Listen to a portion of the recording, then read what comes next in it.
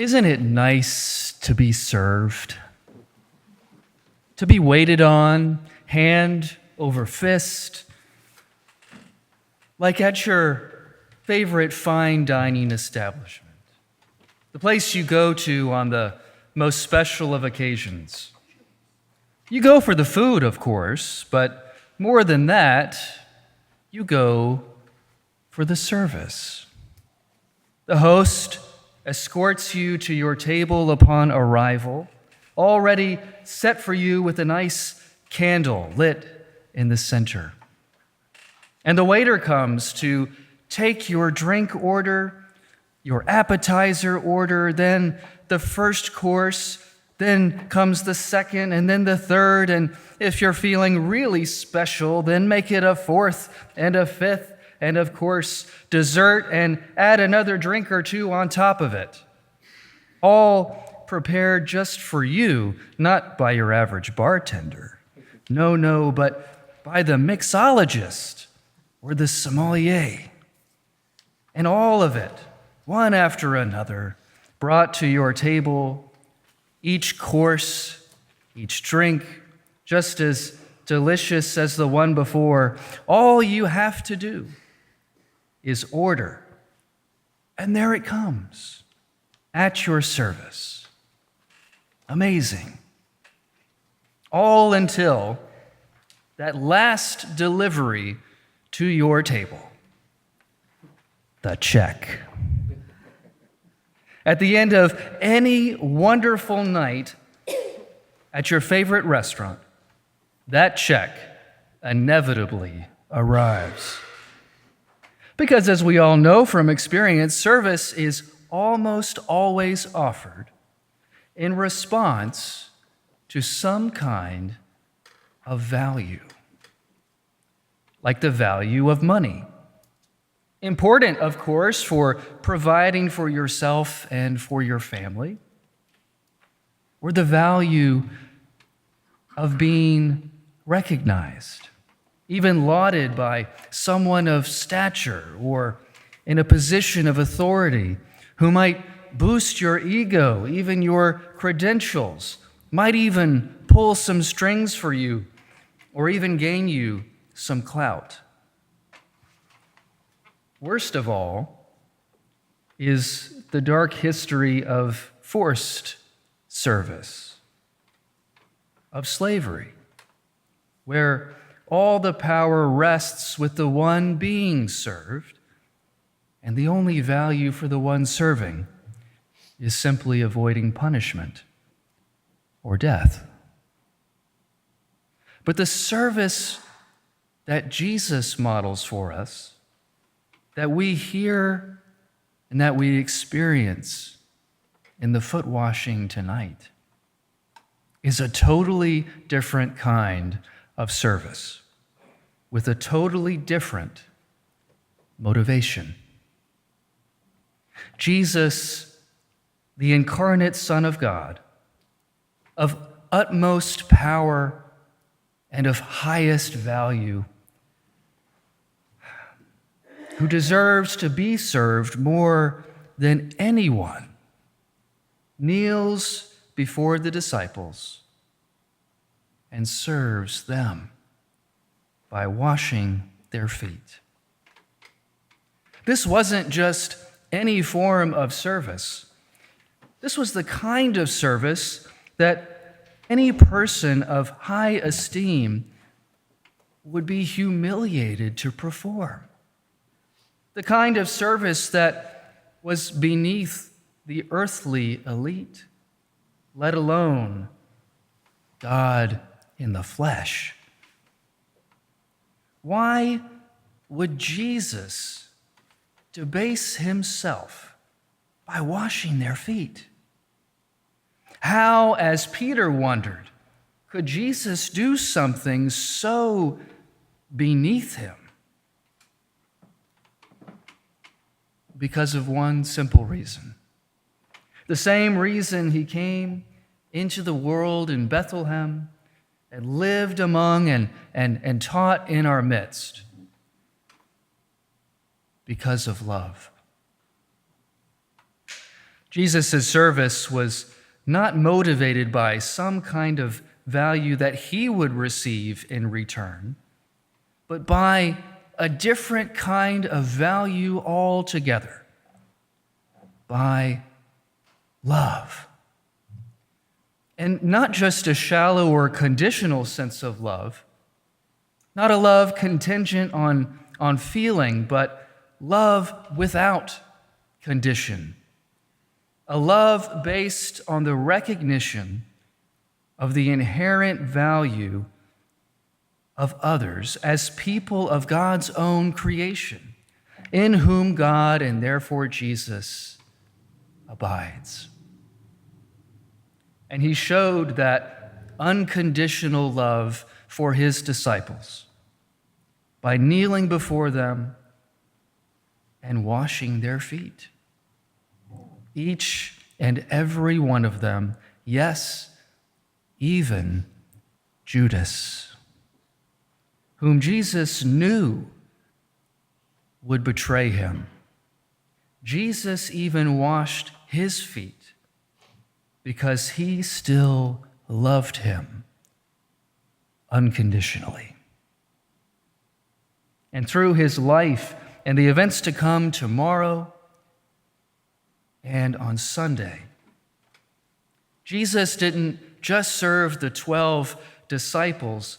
Jesus has served all of us.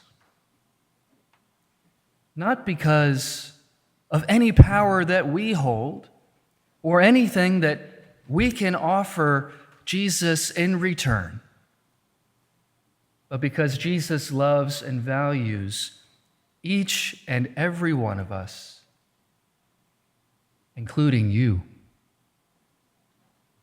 It is in Jesus' self-giving service that we have an example of what God's love looks like and how we can go and do the same. Because if Jesus, the incarnate Son of God, the true and ultimate power, the creator of the whole universe, of everything, if even he came among us to serve, then who among us can claim to be too powerful, to be too famous, to be too important, to be too busy to serve another? No one. And so tonight we not only remember the foot washing, we not only hear about the foot washing, but we enact it here with one another, if you wish, as a sign of that same love that Jesus commands us to continue. To love such that we value others the way that Christ values us. To love such that we serve others the way that Christ serves us. To love such that we kneel before even those whom we know will turn against us. That is the kind of love that Jesus commands us, invites us to continue without condition. Love one another as I have loved you. By this they will know that you are my disciples. And the omissions here are just as important. Not by our intellect or wit, not by our charm or humor, not by our money or possessions, but by our love. And if you look around for it, you'll see examples of that sacrificial love, of those who offer shelter to the displaced, of those who provide care for the sick, of those who offer food for the hungry, who offer their hand and ears to the bereaved, who even love those who don't love them in return. You can see examples across the world, here in this community, at this church. But you can also look, and you can see so many that use their power to be served rather than to serve. So many all across the world, and we don't have to look far. Sometimes, you only have to look in the mirror to see how much we, all of us, fall short of this commandment. How far we fall short of love, of God, of our neighbors, and of ourselves. But tonight, we are reminded that we need not fear looking in the mirror. We need not fear admitting to our faults. We need not be consumed by guilt. As we will hear tomorrow, not only with Judas, but even with Peter and the other disciples who, even after all that they had seen and heard and experienced of Jesus, still turned their backs on him. And Jesus still loved them. And Jesus still loves us, even when we inevitably fall short. And he still commands us, invites us, all the more to love as he loves us.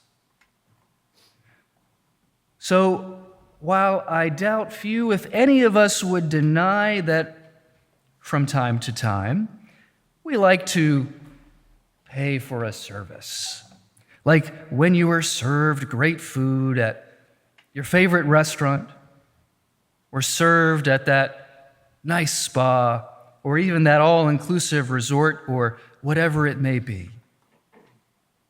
And while many of us wouldn't mind serving others when there's sure to be a nice return in the end, the kind of service that Jesus models for us is a totally different kind of service with a totally different motivation. Love. Not just any kind of love. God's sacrificial love. The love that not only served us, but saved us. And if Jesus, the incarnate Son of God, the true and ultimate power and creator of the universe, if even he came among us to serve, then who among us could ever be too powerful, too busy, too famous, too important to serve? And who among us can ever be too powerless to be served? No one. Jesus said it clearly himself. If I, your Lord and teacher, have washed your feet, you also ought to wash one another's feet. For I have set you an example that you also should do as I have done to you. I give you a new commandment, that you love one another. Just as I have loved you, you also should love one another. By this, everyone will know that you are my disciples, if you have love for one another. Thanks for tuning in to listen to sermons from St. James Parish. Please like and subscribe for more great content and reflections from our community.